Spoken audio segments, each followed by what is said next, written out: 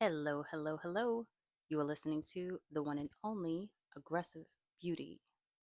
And on tonight's topic, as previously promised on other platforms, we are going to be discussing the fearful avoidant attachment style, or also known as the disorganized attachment style.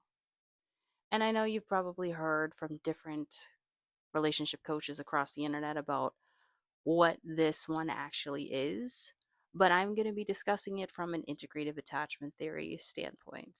And if you're familiar with attachment theory, integrative attachment theory is a little different. It's kind of like the glow up version of it all, right?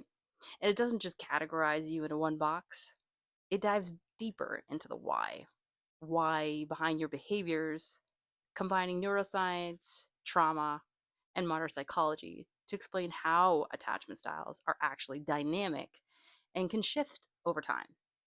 It looks at how your nervous system reacts to relationships and how your brain rewires after trauma, and how things like self awareness, therapy, or safe connections can help you transition toward a more secure attachment. But without further ado, let's get into it. Fearful avoidant, one of the most intense and misunderstood attachment styles out there, right? Again, also called the disorganized attachment. And this one just isn't your typical run of the mill relationship struggle. Who, no, no, no, no, no, no, no. It goes deep. And it's pretty much developed in early childhood between the ages of 0 to 7, 8, maybe even 10, when the people who were supposed to be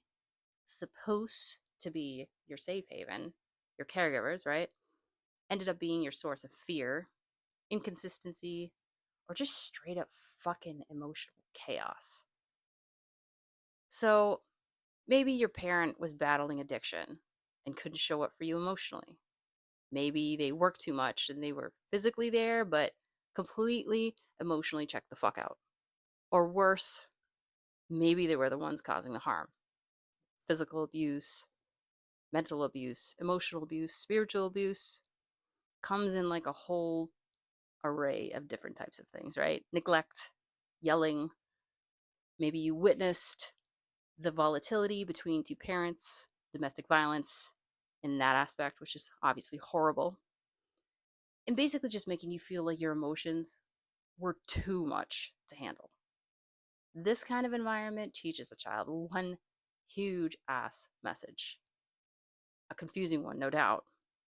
The confusing lesson of it all is I can't fully trust you, but I still need you, right? I mean, these are the individuals that are going to help you survive, right? Because you're pretty much helpless as a child without your caregivers. That's why the fearful avoidants crave closeness, but at the same time, freak the fuck out when it gets too real. So I want the connection, but as soon as you get close to me, this vulnerability is just a little bit too much. So eh, there is that whole dynamic. This push and pull in relationships, specifically, again, intimate ones. One moment you're desperate for connection, like, please, please, please don't leave me. And the next you're like building walls, like, get the fuck away from me before you hurt me. It's a survival instinct, man. It's a fucking trauma response. And a lot of people kind of go throughout their entire freaking life, right?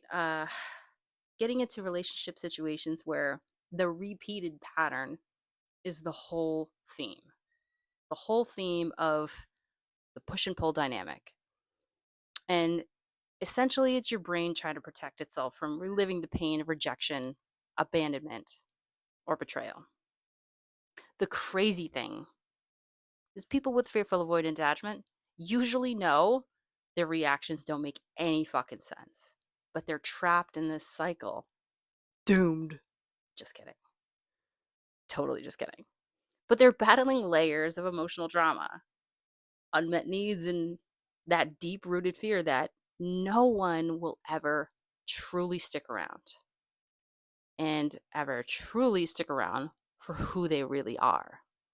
That authenticity piece is a huge, huge, huge, huge missing gap as far as moving forward towards security, right? Does this resonate with you? Because if it does, maybe you've experienced this in the past with a previous partner. Maybe you're experiencing it right now, or maybe this sounds like you.